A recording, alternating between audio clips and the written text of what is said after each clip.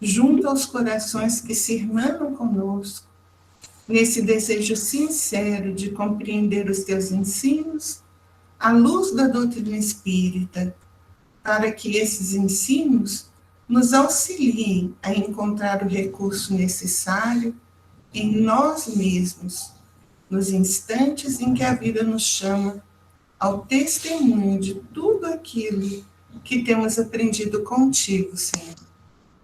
Te pedimos que permita as tuas falanges de trabalhadores que visitem cada lar interligado conosco. Abençoe as águas de todos que lá estão. Olhe pelas necessidades de cada um. Receba em tuas mãos os problemas, as dificuldades e as dores, porque nós sabemos que, de acordo com a permissão do Pai, tudo aquilo que te pedimos já foi atendido, Senhor Jesus. Te pedimos que ampare e inspire o expositor dessa noite, para que ele possa, Senhor, transmitir-nos com segurança a tua orientação divina. Agradecemos, Senhor, estar aqui, hoje, agora e por todo sempre, que a tua paz permaneça conosco, assim seja.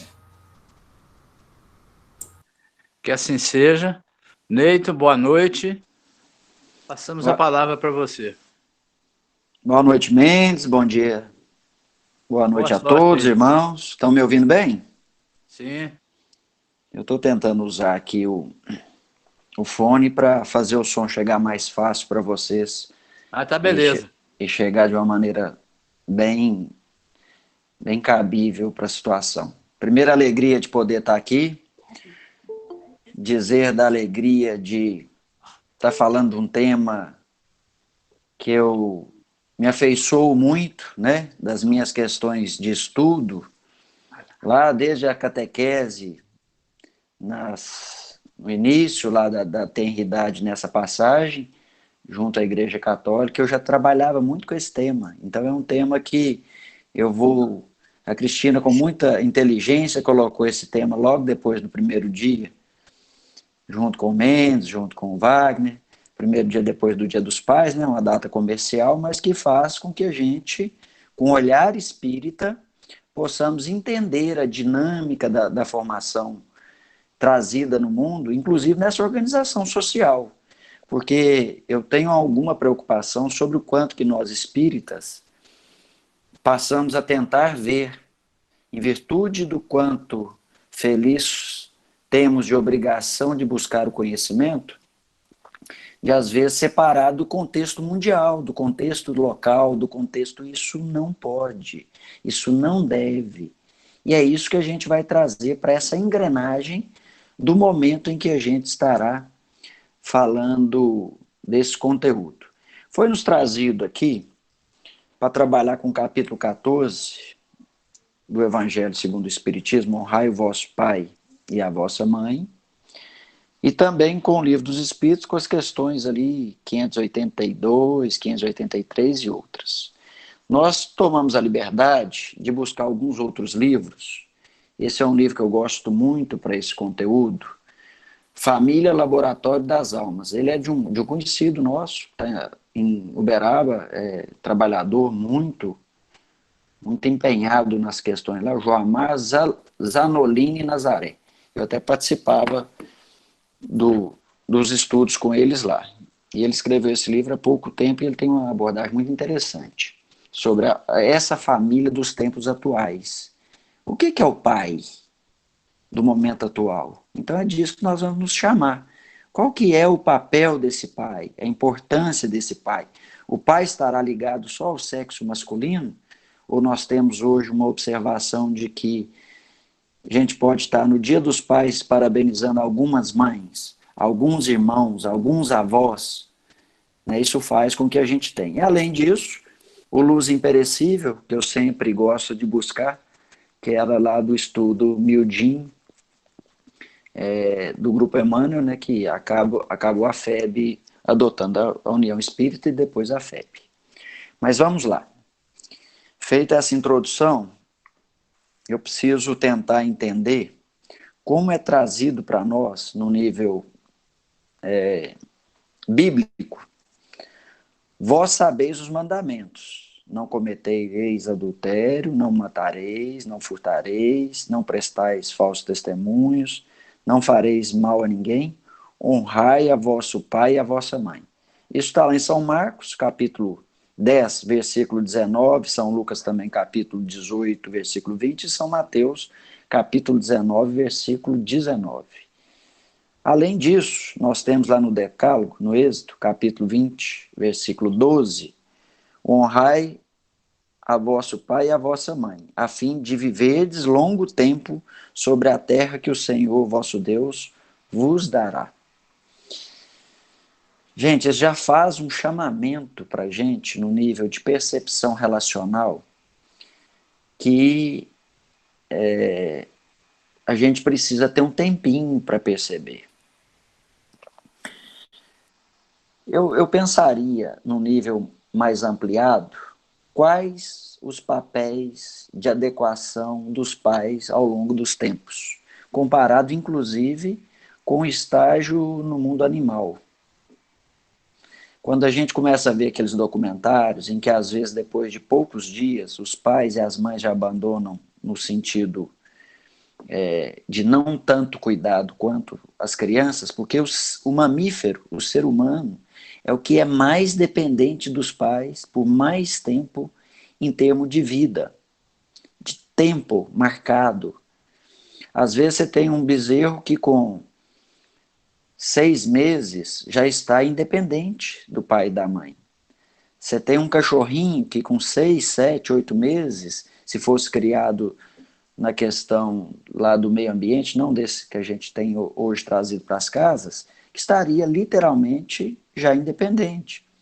Assim os filhotes de leões, de onça e de outros. Mas o ser humano não. O ser humano tem um papel trazido para nós no nível de impregnar hábitos naquele trabalho que a gente sabe que ocorre principalmente dos 2 aos 8 anos, 2 a um pouquinho mais ou menos, de estar naquele momento em que o espírito está recém-encarnado e pode ter ali muitas das suas tendências sendo trabalhadas numa poda trazida pela inserção de conteúdo pelo pai e pela mãe, ou por aqueles que tomam conta. Porque ainda está adormecido aquilo que foi trazido com ele de vidas passadas, e a gente sabe que isso é nos trazido, nos é dado com uma importância muito grande, inclusive para a psicologia, de que é o momento em que se faz muito necessário o acompanhamento de perto, estabelecendo inclusive os limites trazidos pela vontade da criança. É difícil, às vezes, dizer isso para alguns pais que não têm essa percepção de que a criança pede limite. E esse pedir limite é na natureza da vivência do que ele está aprendendo com esse novo relacionar na vida. Então, eu gosto muito de uma questão que, às vezes, é trazido para nós sobre a percepção de que a gente precisa entender as relações familiares dentro de um lar para que a gente entenda os papéis que ali a gente deva fazer. E aí, quando eu falo nessa provocação trazida pelo estudo de hoje, do papel do pai, eu preciso já buscar entender o que é honrar pai e mãe. Engraçado que lá atrás, olha quanto isso foi escrito, não quis o mestre deixar que honrasse o pai, porque numa família patriarcal daquela época de criação, nós teríamos talvez a questão do pai sendo trazida com mais eficácia, eficiência, mais direta, mais de uma cultura que era aquilo que impregnava. Tentamos imaginar, por exemplo, por que a gente não teve esse tratamento diferenciado para a época trazido por Jesus? porque ele sabe que essas palavras dele de vida eterna precisavam a todo tempo ser ecoadas de uma certa maneira para que a gente o entendesse no tempo. Aí você vai falar, mas Moisés trouxe lá, da maneira como trouxe os mandamentos, de uma forma já direcionada para isso, fato. Aí você pensa assim, por que que hoje nós temos dentro dos lares alguns atritos trazidos por uma quantidade menor de espíritos?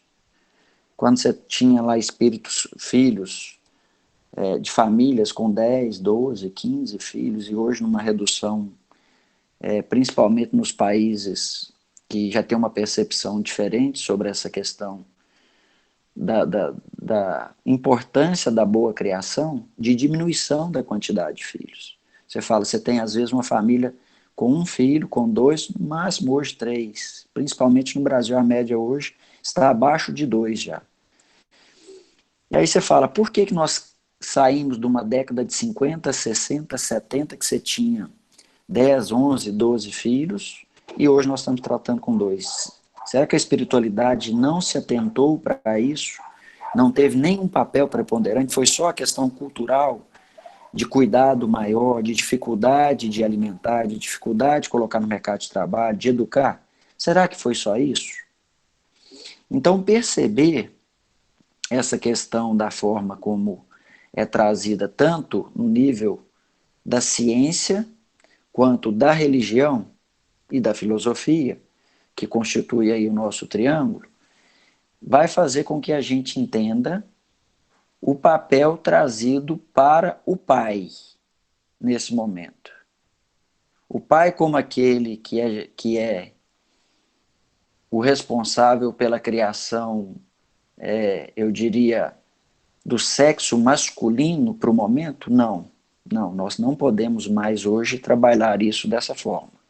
E aí nos é trazido como pensar de qual é a necessidade que se tem da gente estar relacionando tudo dentro das famílias de uma forma em que se fazem presentes raciocínios sobre essa convivência. E aí eu vou trazer aqui algumas reflexões para a gente perceber. O que é que eu preciso no cotidiano familiar perceber para que eu me adeque a essa vivência de família, entendendo que o papel que hoje eu sou de filho, amanhã eu sou de pai, que hoje eu sou de filha e amanhã eu sou de mãe. E aí, consequentemente, levando isso para as relações bem direcionadas. Primeira delas, manter o desejo sincero de ajudá-los e apoiá-los nas soluções das suas dificuldades, sem dissimular quaisquer outras intenções. Dentro de casa, tanto o pai para com o filho e vice-versa, aqueles que ali do núcleo familiar que se relacionam, ter essa questão de ajudar uns aos outros, independente de intenção. O Simão Pedro fala muito, de maneira metodológica, que existe 4 amores no seio familiar. Metodologicamente, ele está dizendo o quê?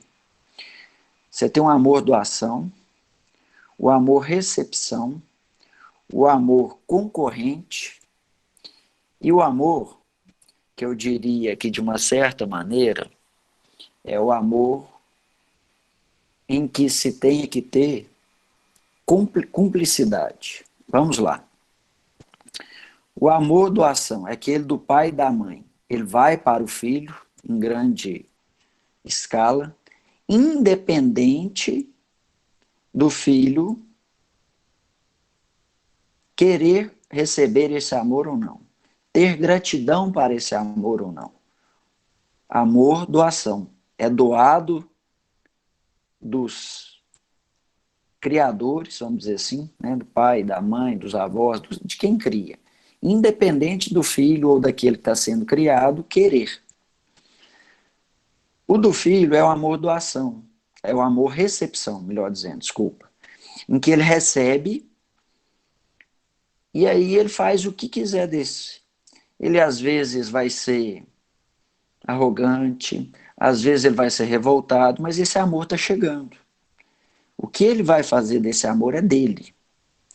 O amor concorrente seria um amor entre os próprios filhos. Ali o filho mais velho com o caçula, o do meio, naquela situação em que cada um vai ter a sua concorrência para chegar no amor doação do pai e da mãe. Uns recebendo mais, outros recebendo menos, no que diz respeito às afeições trazidas, inclusive, das vivências anteriores. Nós vamos entender. Às vezes você tem numa família 3, 4 filhos e percebe-se naturalmente que a mãe é mais afeiçoada, mais apegada a um, por motivos diversos que a gente, no nível espírita, já sabe como é que funciona. E o amor, que a gente chama de obrigatoriamente ser compensador, amor compensador, é aquele que envolve os entes, por exemplo, marido e mulher. Que um vira e fala, eu te amo, o outro fala, eu não sei se eu te amo. Isso traz para a relação algo que parece que não está equilibrado, porque há uma necessidade de haver um amor compensação para que essas relações andem. O amor é diferente nesse sentido? Não. O amor é um só. Simão Pedro, quando vai explicar isso para nós, ele fala, Simão Pedro, viu, gente, é um palestrante de patrocínio que, se a gente entrar no YouTube, ou às vezes não tiveram condições ainda de ouvi-lo falando, que fala muito desse conteúdo, inclusive ele escreveu. Mas aí ele vem dizer o seguinte, o amor é o mesmo. Metodologicamente é que a gente vem explicar isso que nós estamos falando sobre a característica de como é o amor. Por que eu fiz essa introdução? Porque eu posso ter numa casa o pai e a mãe dando todo o amor que eles entendem como mais legítimo, mais natural, e os filhos receberem de maneira diferente. Óbvio, por quê? Por causa do seu nível de evolução, do seu nível de vivência, inclusive do seu nível de provas e expiações trazidas para com aquele pai, para com aquela mãe. Agora, muitas vezes os arroubos juvenis, os anseios de gozo, levam os jovens ao esquecimento dos pais, incidindo em grave erro de que se arrependerão no momento próprio, especialmente quando se tornarem também genitores, dando surgimento a transtornos psicológicos perturbadores sob o assodar da consciência de culpa. Onde está escrito isso? Está lá no capítulo 20, Amor Filial, Joana de Ângeles, pelo Divaldo. E o que a gente mais tem falado disso para esses grupos? Tem uma questão muito interessante que a gente fala e gosta de repetir, que é o voo solo. O que é esse voo solo? Quando jovens com 11, 12, 13, que até então amavam os pais numa questão de apego, de admiração, começa a ter os atritos. E esse atrito de até vergonha dos pais, de ver nos pais pessoas que não são dignas de serem pais deles, às vezes com palavras difíceis, complicadas, daquele momento de adolescência. Aquele pai que está lá colocando a comida dentro de casa, a mãe com a roupa lavadinha, tudo, e o filho dizendo, às vezes em alguns momentos, de ira, de desequilíbrio, que não precisa de pai, que não precisa de mãe. E aí esse voo solo começa ali com 11, 12, 13 anos e vai, às vezes, para a grande maioria até 26, 27. Para alguns que demoram um pouquinho mais, vai mais além. Aí é quando eles começam de novo a retornar para os pais, a entender o quanto os pais são importantes. Por que eu estou dizendo isso? Porque é nessa faixa etária em que os grandes problemas de nossos erros acontecem. De 12, 13 a 20 e poucos anos. É aqui que vai para as drogas, é aqui que tem mortes violentas, é aqui que vai para o crime, é aqui que cai no nível de uma gravidez prematura ou algo semelhante. E o que mais acontece, infelizmente, isso aí são dados conhecidos é que os homens, principalmente nós que reencarnamos no sexo masculino, são os que mais, pela inconsequência, acabamos tropeçando nesse período.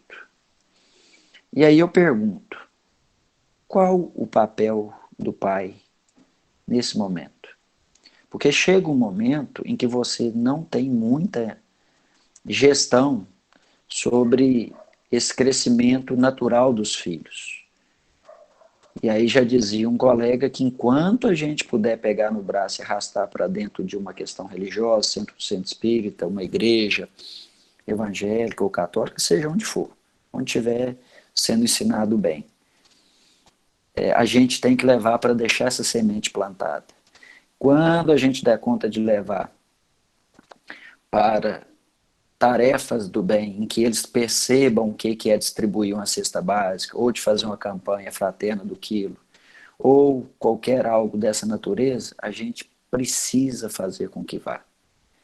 A partir disso, o que eles vão fazer com essa sementinha plantada é deles.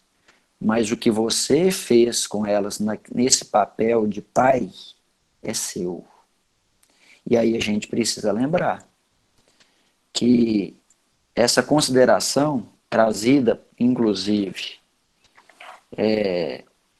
pelo item 3 do capítulo 14, piedade filial, de honrai o pai e a vossa mãe, não está dissociado disso, porque a gente conseguirá ter isso a partir do momento em que a gente, inclusive, entende o que é honrar, dar um significado para honrar, que nada mais é do que reverenciar, tratar com respeito, reconhecer o seu valor.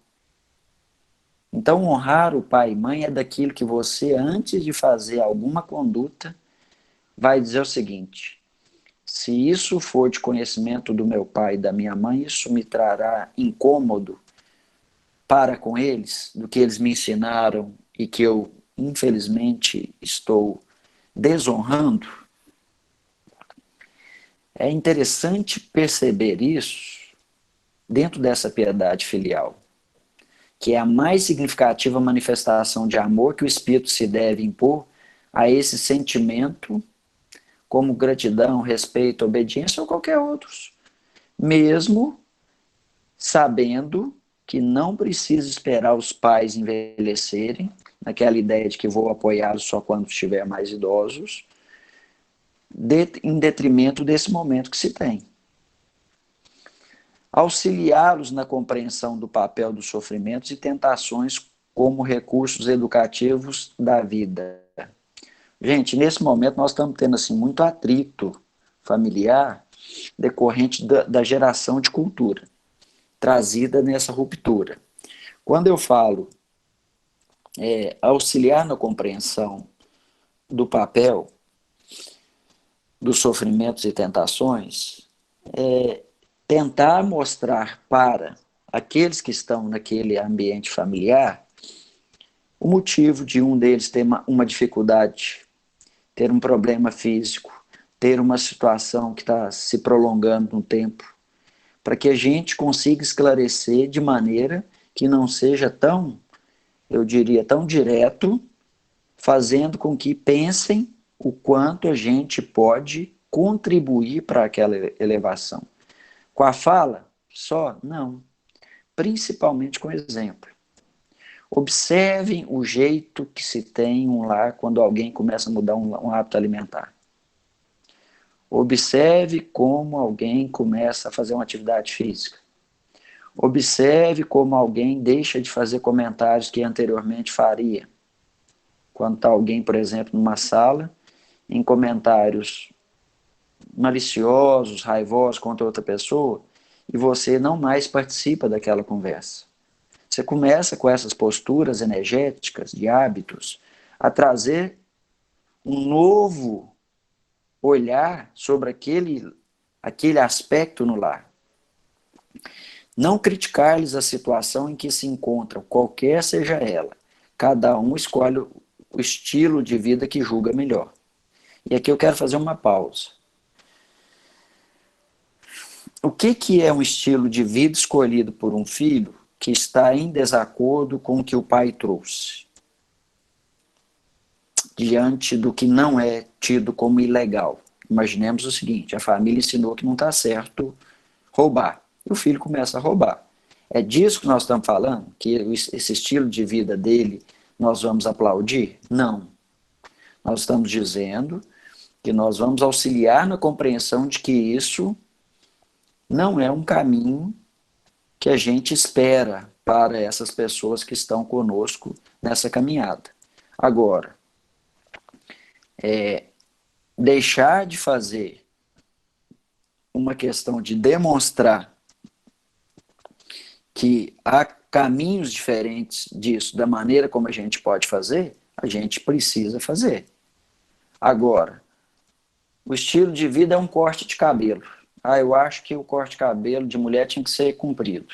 Aí a filha cortou o cabelo curto, porque ela se sente bem com aquilo. Eu preciso entender sem criticar, mesmo que eu não goste, mesmo que não ficou bom, naquela minha visão pessoal. E aí esse estilo de vida dela é dela. O que eu pude fazer naquela habitualidade de mostrar o que eu pude plantar das coisas complexas e grandes e importantes, que eu tenha feito.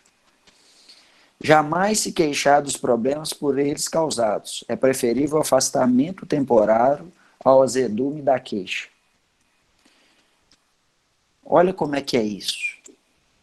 Se você não se controla a ponto de ficar o tempo todo queixando do ato do outro, aí eu estou dizendo de pai para com filho, nesse caso do exemplo de hoje, é preferível que você se afaste. Afaste daquele aspecto em que você ainda não aprendeu a se controlar, para que não fique queixando, reclamando, trazendo para aquela relação energias que não sejam boas para a convivência.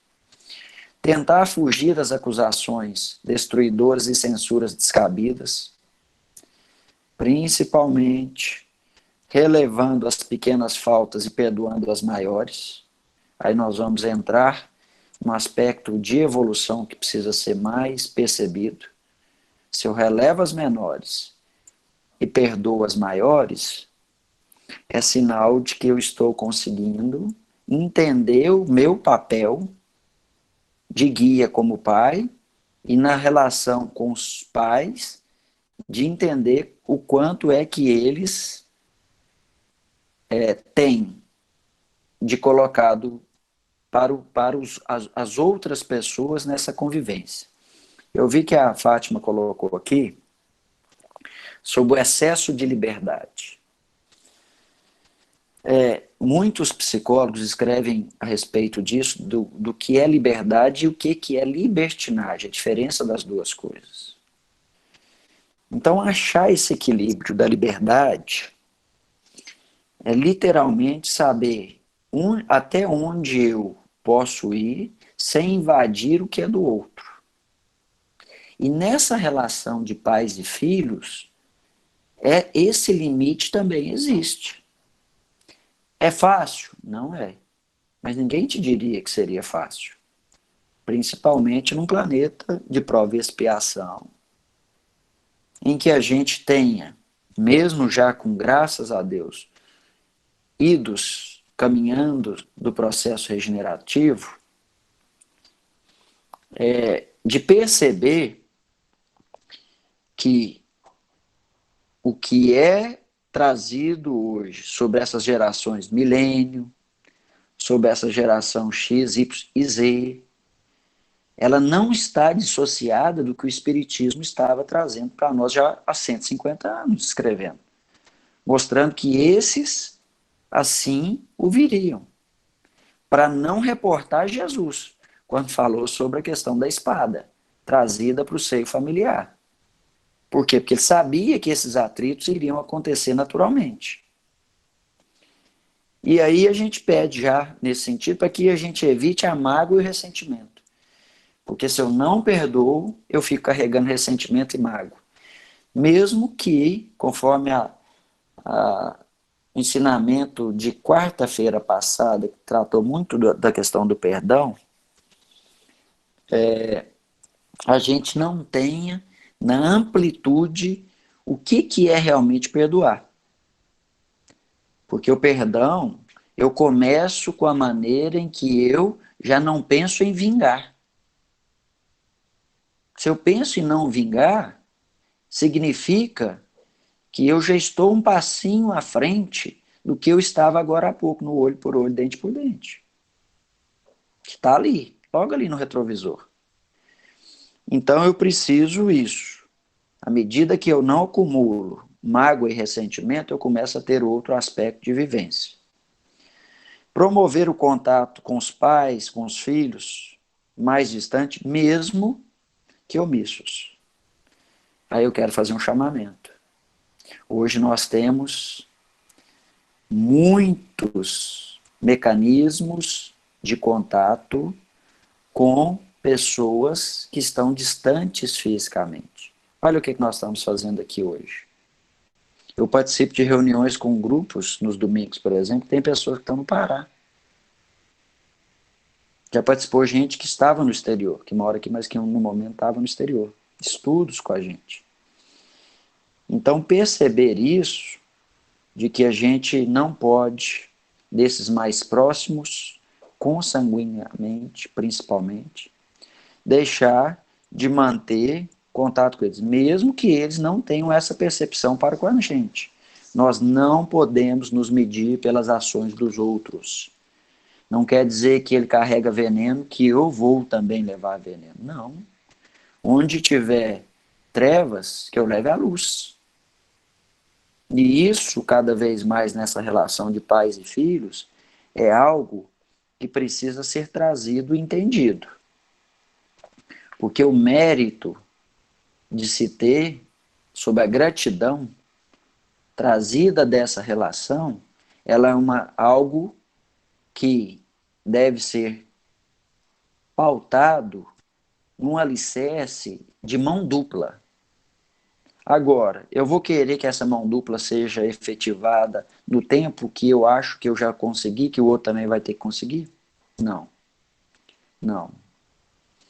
E aí nós espíritas, à medida em que conhecemos mais a verdade, mais teremos que cuidar para que isso seja percebido por nós de uma maneira muito clara.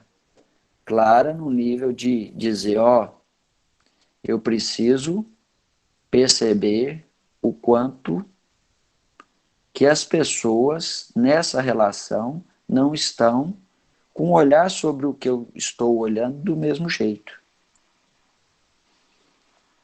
Respeitar-lhes o jeito de ser do ponto de vista que adotem, em suma, amá-los como são, compreendendo o seu modo de viver. Aí tem os limites da ética familiar, da ética de grupo. Se na casa do seu pai ele não permite que você sente à mesa sem vestimenta, por exemplo, sem camisa, e para vocês pouco importa, nós teremos ali modos de viver diferentes. Como equacionar isso? Quem vai ceder? Nós espíritas temos muito disso, sabe? De pensar e estar sempre buscando estudar quem vai ceder. E na relação de pais e filhos, nesse papel do pai, tem momento que a gente chama de recuo tático, que às vezes o pai precisa adotar essa ferramenta para lembrar que pensar diferente não é sinal de pensar errado. Porque senão seríamos perfeitos. Quem o tempo inteiro acha que está pensando corretamente, ele tem, infelizmente, o indicativo de achar que está sempre com a razão e que é perfeito. Porque se o outro pensa diferente, não é um indicativo de que está pensando errado. Além disso,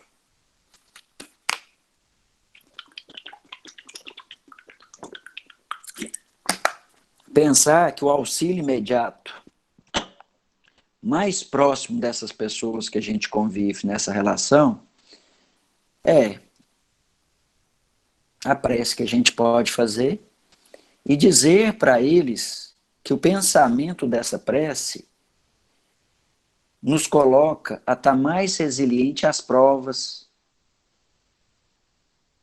agindo com silêncio e sinceridade, muitas das vezes, porque às vezes não está apto a poder falar, abrir para dizer, porque ainda não há tempo para dialogar sobre aquele assunto.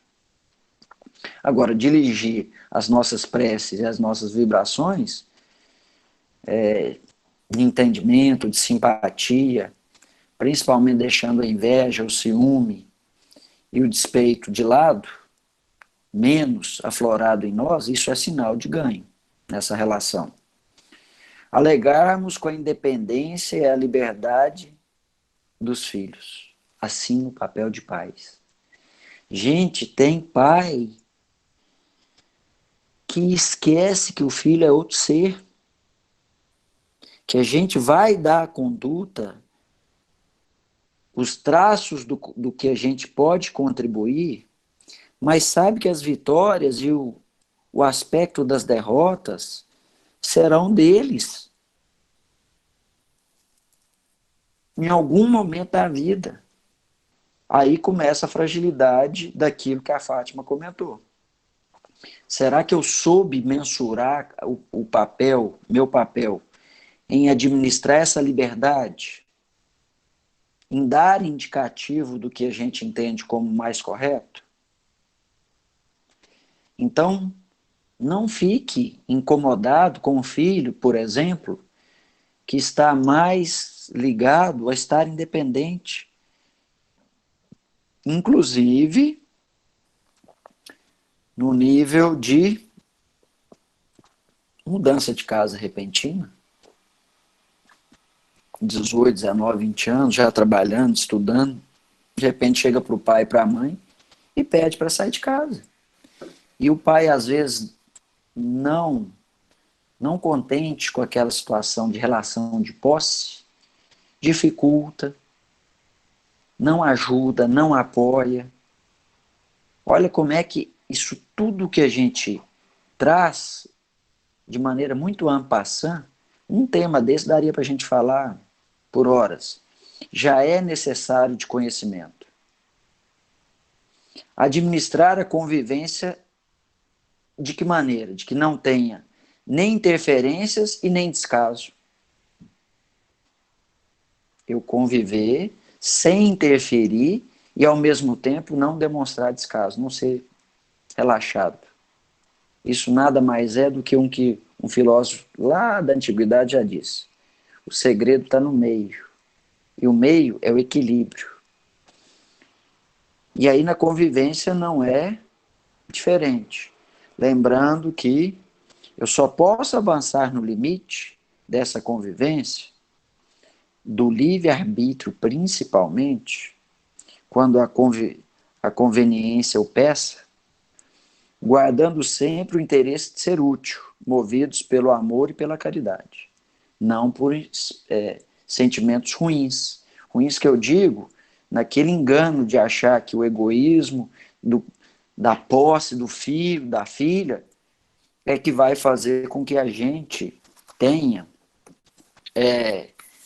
uma percepção de que isso foi trazido para nós como algo dissociado da importância que nos é dada. Eu posso, conforme aqui, na questão 582, trazida aqui, pode-se considerar a paternidade como uma missão? Missão. Naquele raciocínio que a gente às vezes traz de um planeta de prova e expiação, em que muitos vêm para cá por missão, não confundam as coisas. A missão aqui trazida é de responsabilidade. Nessa missão, você vai ter prova e expiação. De repente, como é a grande maioria das vezes, de ter um filho com situação de atrito decorrente de vidas passadas. E aí os espíritos respondem à questão 582. Pode-se considerar a paternidade uma missão? É. sem contradita, uma missão. É ao mesmo tempo um dever muito grande e que obriga, mais do que o homem pensa, sua responsabilidade pelo futuro. E aí a gente pensando, vou dar uma pausa aqui nessa parte da resposta dos espíritos, para a gente pensar. Vamos pensar de maneira grande, cíclica. Se eu fui pai nessa vida e fiz um filho melhor, esse filho vai ter uma tendência de tornar, nesse nível de gerações, o planeta melhor. Então, se eu tenho isso sendo replicado, vai dizer o quê? Que o planeta estará evoluindo mais rápido. Se eu faço o meu papel bem, o outro pai faz bem, o outro faz bem, nós teremos dentro de em breve um planeta mais evoluído. E vamos voltar aqui para reencarnar com esse planeta já melhor do que deixamos. Por isso essa responsabilidade também futura, com algo que eu pude plantar que me deu frutos bons. Deus colocou o filho sob a tutela dos pais para que estes o dirijam no caminho do bem.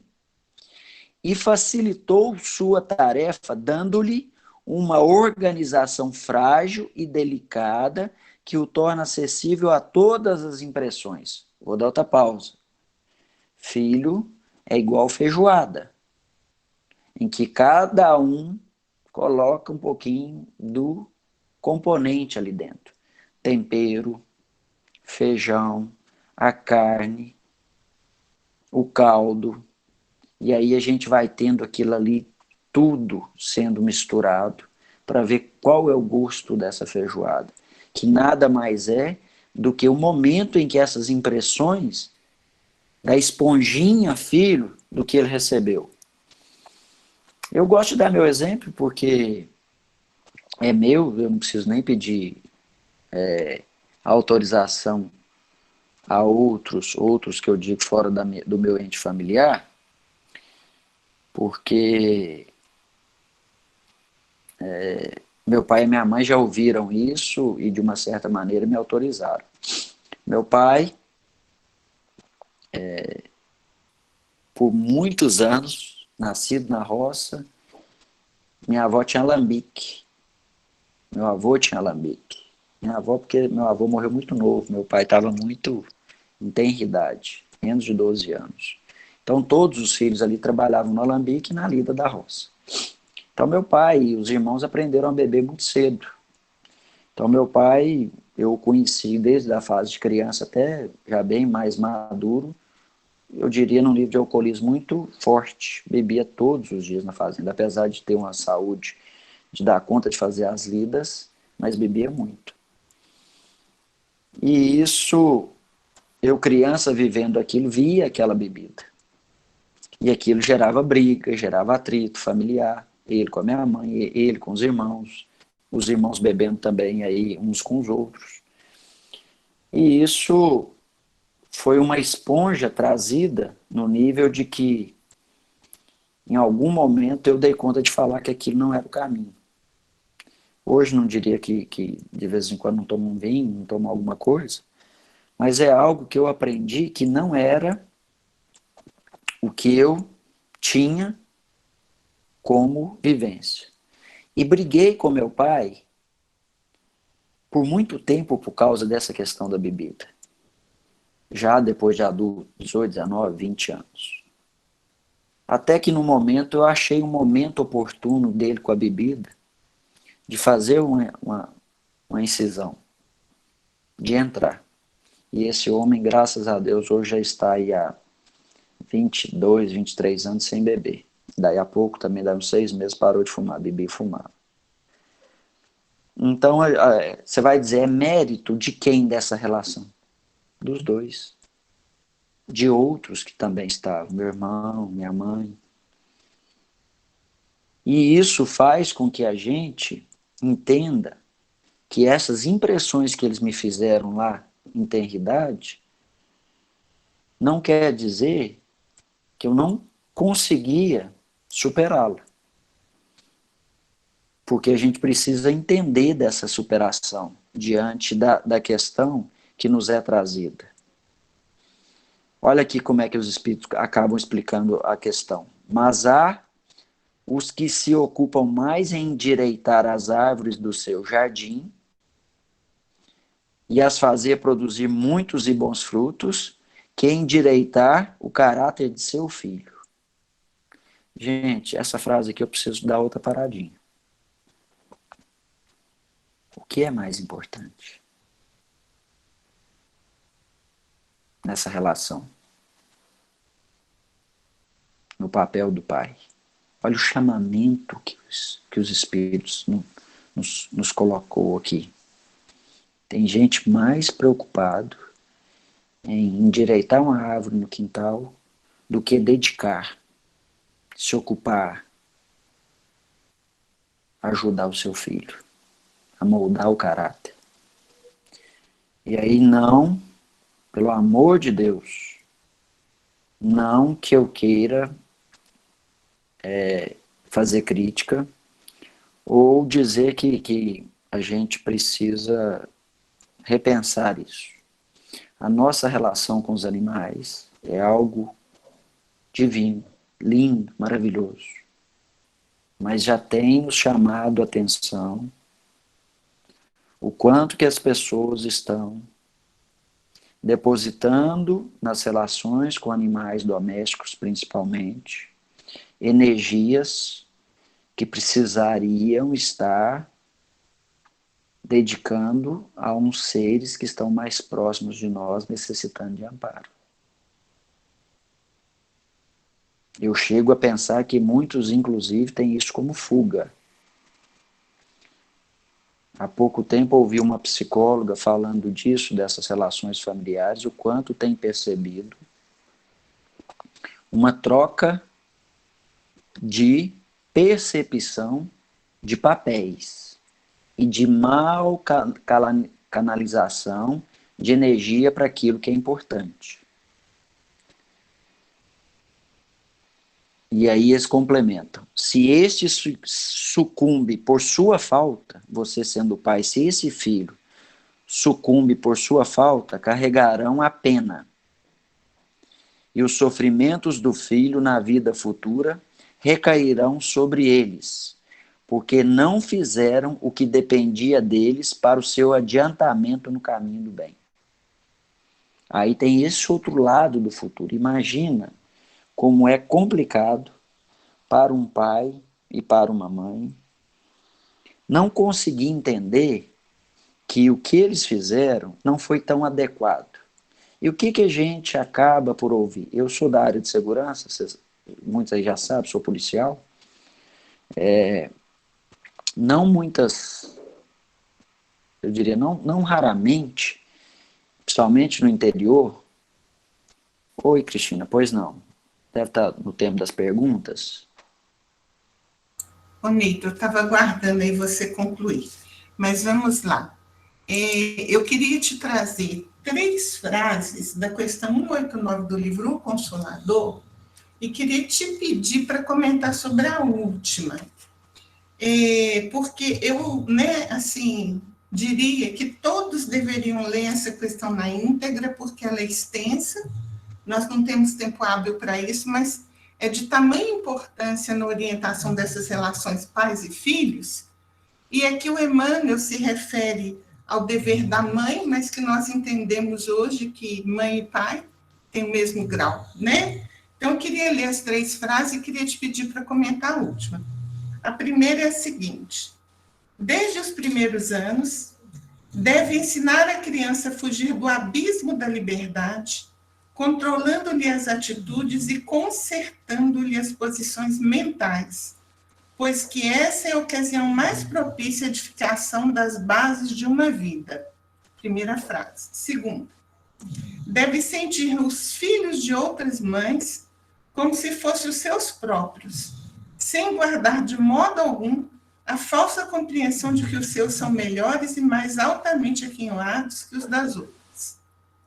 E a frase que eu queria o seu comentário. Quando você falou de relevar as pequenas faltas e perdoar as maiores, e aí eu tenho certeza absoluta que você não estava falando de conivência com o erro, mas que às vezes pode ter ficado, né, meio sem clareza, eu queria te pedir para comentar essa frase.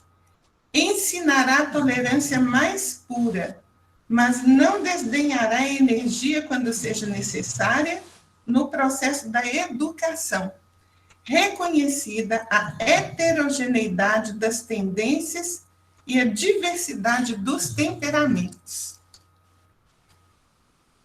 Nossa, Cristina, que lindo e bem e muito bem pontuado para o momento. Emmanuel, né? É difícil, né? É complexo esse danado. A gente ainda vai interpretar por muitos anos para frente aí cada palavra dessa trazida por ele. Essas duas primeiras tá naquele aspecto que a gente falou de que a criança pede limite. Ponto. Aí cada um dentro da sua condição de perceber vai ver que ele está reforçando isso. No momento de moldar, é uma massinha, essa feijoada, a responsabilidade trazida pela essa questão 582. Eu estava encerrando para dizer dos animais, né? O quanto que a gente precisa pegar esse amor. Será que nós estamos tendo que treinar com os animais porque ainda a gente está intolerante com as pessoas, porque a gente não aguenta, porque elas nos... O animal não. O animal não nos desafia, tal qual desafia o ser humano. Então, eu estava lendo esses dias justamente isso. Esse apego ao animal diz que é um pouquinho do aprendizado que nós vamos ter que fazer para entender que o que nos molda nesse aspecto de poder perdoar essas tendências diversas dos que vieram com outros olhares sobre a vida diferentes do nosso, nos fazem perceber o quanto é necessário a gente ler e entender as diferenças para poder saber fazer cirurgicamente a intervenção que cada um precisa. Um dos maiores erros trazidos de pais é dizer que criou os filhos iguais. Não. Como que eu vou criar igualmente o que é diferente? Tem um que eu vou precisar de empurrar, tem um que eu vou precisar de segurar, tem um que eu vou ter que pôr no colo direto e tem outro que não vai querer esse colo. E entender isso é magnífico de perceber. Então, quando você traz com essa correlação trazida, eu ia trazer alguma coisa da luz imperecível, mas o tempo não vai ser possível, em que, num comentário do Evangelho, pelo menos o Evangelho, eu vou dizer, e falando ele ainda à multidão, está em Mateus 12:46, eis que estavam fora sua mãe e seus irmãos, pretendendo falar-lhe. Quem são essa mãe e quem são esses irmãos? Quem é que está habitando aquele lar? Quais são as tendências? E aí eu preciso lembrar que a maneira de moldar, que a psicologia também diz, de 2 a 8 anos, países já estão reconhecendo isso. De que a mãe, por exemplo, tem países, principalmente os nórdicos, que a mãe não tem mais só 6 meses de maternidade. O governo banca mais um período para ficar até 2 anos. Tem outros que estão percebendo que a mãe não é tão vantajoso mais, dependendo do que ela vai ganhar, olhando só pela questão material, do que ela está perdendo para sair para o trabalho. Olha como é que isso é uma engrenagem difícil da gente não ser levado pelo canto da sereia. E aí, quem eu estou trazendo para dentro de casa, o nível de relação é de amor ou é só da questão trabalhista? E normalmente eu trago alguém com a mesma capacidade intelectual que eu para cuidar, para ser babá das crianças? Olha como é que é interessante o tanto que isso é amarrado. E aí, acho que por casar, que vocês me deram essa possibilidade, ontem, eu sou divorciado desde 2014, sou muito amigo da mãe da minha filha, mas ela, né, hoje fica mais com a mãe. Ontem, né, ela estava comigo, nós saímos para almoçar, ela me entregou essa caixa de papelão, que abrindo, feito por ela, ela tem... Aí tem as fotos, tem as questões. Aí alguém de 12 anos me escreve isso. Tá aqui um papelzinho com a letrinha dela. Me escreve isso. Me chamou de um apelido que a mãe dela me chama. Hoje estou aqui para falar do meu pai, da pessoa que me orgulho cada dia mais, da pessoa que se esforça para me dar tudo que não pôde ter na sua infância.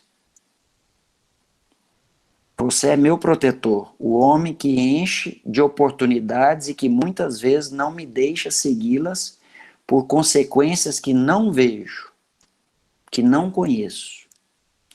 Mas tudo isso é para o meu bem. Sei que sou muito pequena, mas espero que saiba que pode contar comigo para tudo. Você é merecedor de tudo que tem e vai conquistar muito ainda. Te amo de um jeito que não cabe dentro de mim. Beijos, Maria Clara. Quando você vê isso, você fala assim, aquela sempre percepção de modelo de pai à distância. Eu estou trazendo o meu exemplo, eu não fiz isso aqui para exaltar, eu quis mostrar o meu exemplo para dizer que dentro da minha dificuldade de estar há 7 anos distante dela, deixei, né, nós divorciamos, ela tinha 5 anos. Ela tem os limites. E limite que ela hoje entende que eu não deixo para o bem dela. E isso faz com que a distância física seja, em algum momento, óbvio que eu queria estar mais próximo, compensada por a qualidade da convivência que a gente traz para as relações. E aí eu era alguém que ia para o centro espírita, que ia nas igrejas católicas, na maçonaria, no Rotary, no Laios, dar palestra de casal. De repente eu estou divorciando. Deixei de ser pai. Deixei de ter uma boa relação com a mãe da Maria Clara, que é uma irmã muito evoluída, que é uma irmã que eu tenho um orgulho muito grande de ter podido conviver com ela por 10 anos de casado. Não. Olha como é que a vida se amolda a esses momentos que a gente está vivendo. E que a gente precisa olhar para eles e perceber o quanto que o papel dos pais, nesse momento, não traz diferença do papel dos filhos. Porque eu já preciso entender que eu, como filho, tenho as minhas responsabilidades conforme o capítulo traz para a gente o tempo todo. Se você pega o capítulo 14 e vai ler, você vai observar que ele faz o chamamento de mão dupla nas relações, porque é transitório esse papel de pai e mãe. Ele não é cabalístico. Hoje eu estou no papel de pai, amanhã eu estou no de filho, depois de amanhã eu sou pai de quem foi meu filho, e assim a gente entender. Vou deixar uma mensagenzinha já nesse último minuto, para que a gente pense Neyton, o quanto que é necessário. Eu já vou só ler a última mensagem ok. e acabar, pode ser? É porque tem uma pergunta ainda. E Pode depois fazer. Pode fazer? A pergunta é da Fátima Pode. Benevides. Ela colocou assim: às vezes, nosso filho, mesmo na fase infantil, nos assusta com uma resposta ou postura adulta. Qual a melhor atitude a tomar? Pois é. O filho ainda não foi adulto e a gente já foi criança. Só que a gente esquece que foi criança. E aí a gente às vezes não dá conta de sair desse lado adulto e descer ao nível do filho para falar com o conhecimento adulto na postura que o filho entenda. Essa filha minha tem 12 anos e me escreve um negócio desse, com a maturidade dessa. a cada encontro que eu tenho com ela, eu me surpreendo. Porque eles estão vindo muito preparados, gente. Eles estão vindo com a intelectualidade muito alta. E isso é trazido. Como eu vou fazer isso? Eu vou ter que me moldar, eu vou ter que conhecer, eu vou ter que estudar. Eu vou ter que me adequar para conseguir falar no nível dele. Trazendo para ele os princípios que a gente confia, principalmente os religiosos. Nilton, Finalizando. Oi. Eu vou deixar você finalizar, só fazer uma colocação importante em cima disso que você colocou, que a espiritualidade nos ensina que nós não podemos esquecer que as crianças são uma personalidade tríplice aspecto. É um espírito eterno com as tendências do passado, tendências que precisam ser corrigidas, porque senão não estaria encarnado. Se está encarnado é porque tem que ser trabalhado, né? A menos que seja um espírito missionário, que é errado no nosso mundo. Então, ele vem com essa tendência para ser trabalhada. Ao mesmo tempo, ele vem com esquecimento do passado, então ele é uma página em branco, e o que ele vai escrever, a história que ele vai escrever depende de nós, daqueles que exercem na sua vida a posição de educadores, né? Porque toda ação nossa gera uma reação na outra pessoa. E é uma personalidade biológica em desenvolvimento.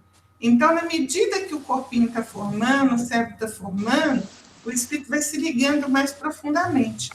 Dentro disso, não esquecendo desse quadro, né, que aí também vem em auxílio dessa pergunta da Fátima, não esquecendo desse quadro, nós estarmos cientes de que, se não soubermos o que fazer, vamos olhar com Jesus o que Jesus faria.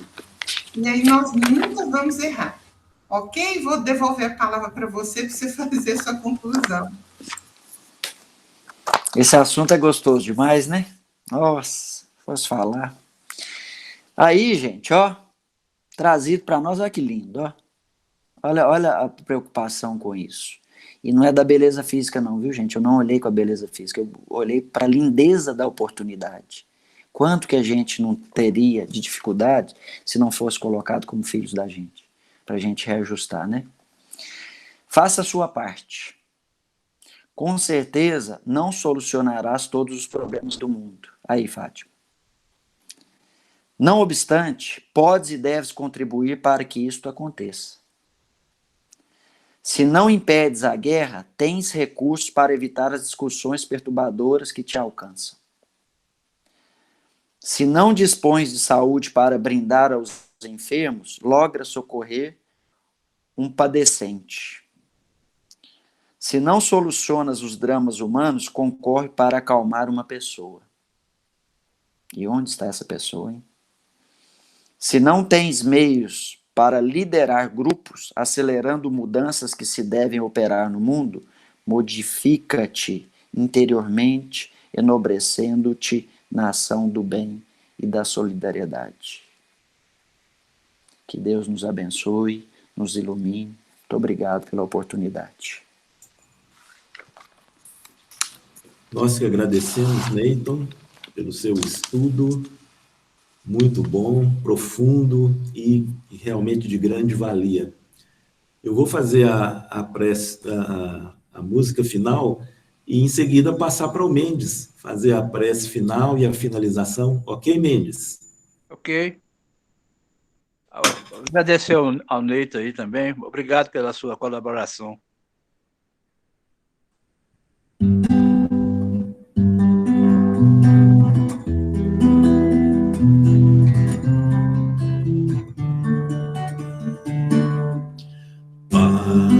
Nosso que estás no céu, santificado seja o teu nome, venha a nós o teu reino, e seja feita a tua vontade. Pai, meu Pai do céu, eu quase me esqueci, que o teu amor vela por mim, teu amor vela por mim, que seja feito assim.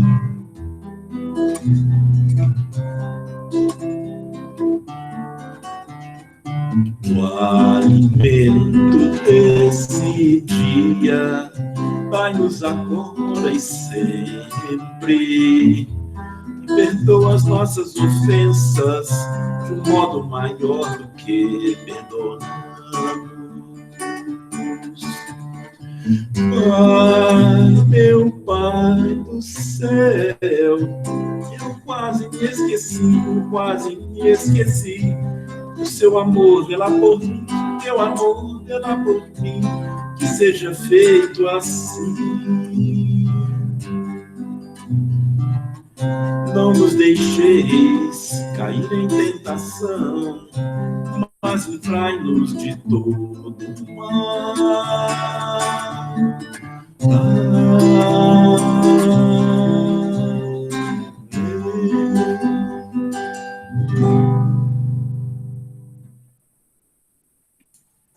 Senhor Jesus, agradecemos a oportunidade dos estudos dessa noite. Irmão Miramês e todo o plano, toda a equipe do plano espiritual que nos apoia, que nos dá sustentação. Agradecemos por essa oportunidade, pela ajuda que recebemos. Que o Mestre Jesus possa estar em todos os lares, frutificando as águas, acalmando as pessoas que sofrem, que precisam de consolo, que sejam consoladas. Que a paz do Mestre Jesus possa envolver todos os corações, hoje e sempre. Que assim seja.